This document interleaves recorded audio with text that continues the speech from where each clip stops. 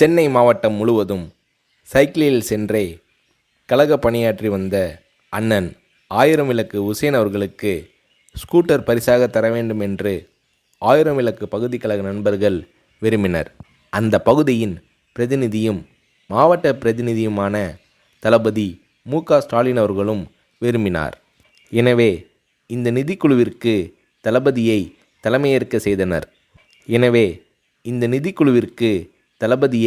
தலைமையேற்க செய்தனர். அந்த சமயத்தில் பெரியார் திடலில் ஒரு செயற்குழு நடைபெற்றது. அந்த செயற்குழுவிற்கு வருகை தந்தவர்களின் நன்கொடை ரசீதுகளை தானே கொண்டு போய் கொடுத்து வசூல் செய்தார் தளபதி. இப்படி பல்வேறு கழக நண்பர்களிடம் வசூல் செய்து ஆயிரம் விளக்கு பகுதி கழகத்தின் சார்பில் தலைவர் கலைஞர் அவர்களிடம் நிதி வழங்கப்பட்டது. தளபதி மு.க.ஸ்டாலின் அவர்கள் முயற்சியால் பகுதி செயலாளர் எஸ்.ஏ.எம். உசேன் அவர்களுக்கு கழகத் தலைவர் கலைஞர் அவர்கள் ஸ்கூட்டர் ஒன்றை பரிசாக அளித்து அதன் சாவியை உசேன் அவர்களிடம் ஒப்படைத்து உரையாற்றினார்.